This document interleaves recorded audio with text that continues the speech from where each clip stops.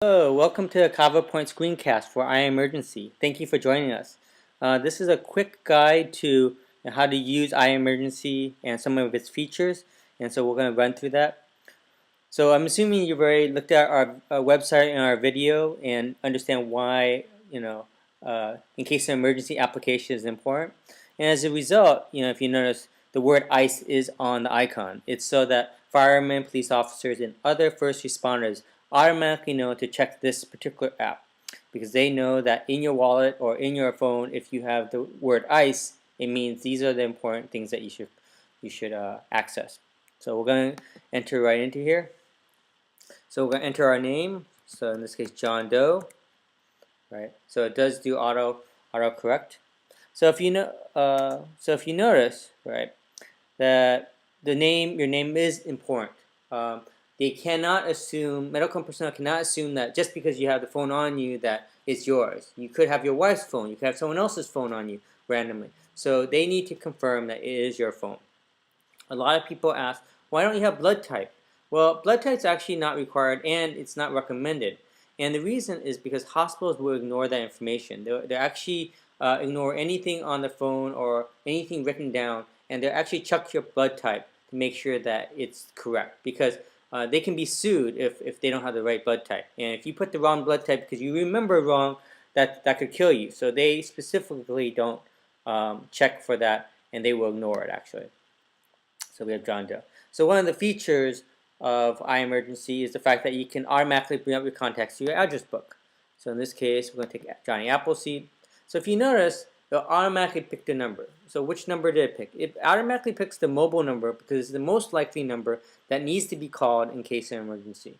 Now, hypothetically, if they didn't have a mobile number, it'll actually take the first available number in that particular profile. So this is a quick feature so that it's automatic. Some of our users have asked to give them a little bit more flexibility. So in the next version, 1.2, we'll be adding that. So this screencast is for iEmergency version 1.1. If you have version 1.0, I recommend you upgrade. So it's a free upgrade for life, obviously. So we're going to be adding features on a regular basis. So in this case, we have Johnny Appleseed. So if the hospital picks up your phone, they access the iEmergency, they can look at the number, but they can also call the number if you have an iPhone. Now in this case, they say iTouch. So what will happen is it'll give you a message saying you can't make calls on iTouch. But if it was an iPhone, it would actually make the call. So going to contacts. So maybe 3 contacts is just not enough. You want to add all your relatives.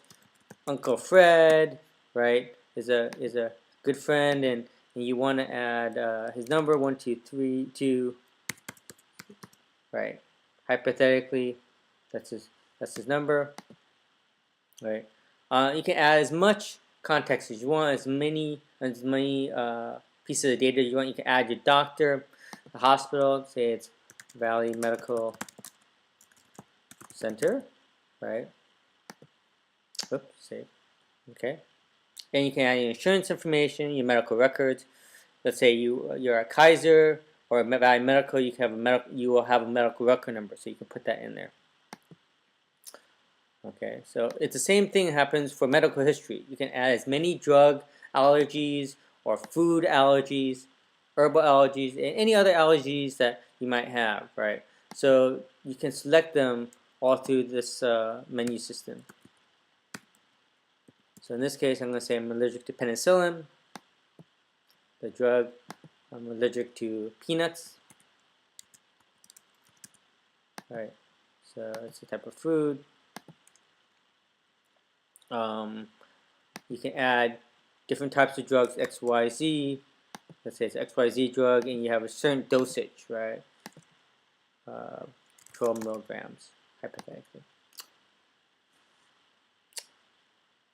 If you don't have the dosage is available in not all the new versions, so if you happen to have one, you can always use notes. Anyway, so we're going to push done. Wallpaper. So this is important. So, majority of the cases, a lot of users have locked phones. And unlike our competitors, we've thought about that. We thought about what happens if you have a locked phone? How do I get access? What about my privacy? I don't want anybody to access my phone. I don't want to unlock my phone. And that's really important. So we offer actually two major ways to protect yourself, your privacy, and also for your locked phone. The first one is we recommend that you go to our website, download the medical ID card, and put your relevant information there. And the reason is, hypothetically, you might lose your phone. Well, you still have it on in your wallet or your purse. So it's really important always to have it with you at all times. In addition, the medical ID card also has a field that you can put your unlock code in, so that if the hospital finds you, you have your phone, you have your wallet, they can unlock your phone immediately to find out what medical conditions you have. Right now, under some people are really concerned about privacy. So what you might want to do is you want to add in your phone number, right? I mean, your wife's phone number or someone close to you, right? And so in this case, call this number 408-123-4567. Say, I am allergic to penicillin, right? Done. So in theory, let's say you don't have any particular photos you want to add, you can just do a preview and it'll bring up a particular, a preset photo. We're not going to do that. We're going to pick something from our library, maybe something from Hawaii, right? And so we're going to expand that, Okay. I'll bring it down a little bit. There we go. We're going to preview it. See, now you have a picture of Hawaii, right? You can expand it to cover the whole screen.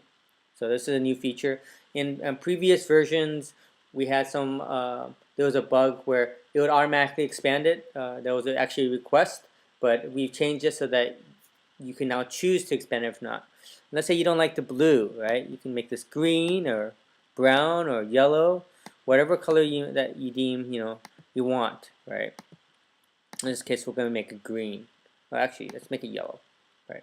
I'm going to save. So once you save it, you're going to have to go to Wallpaper, go to the Settings, icon, click on Wallpaper, and then click on the camera roll. It happens that Apple does not allow us to use their preset wallpapers, so that means that you need to do it yourself, right? So you need to use a photo that you have. And that's it. I mean, so in this case, in case you have a locked phone, now you're covered, you're safe.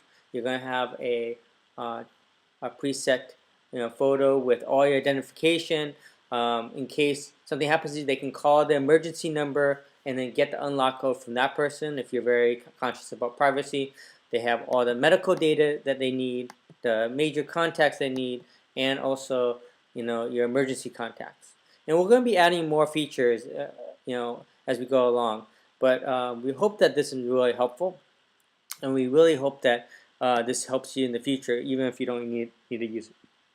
We thank you for getting the iEmergency app, and we have a lot more apps coming out, so please look for us. Please look for Kava Point, and we appreciate your business. Thank you.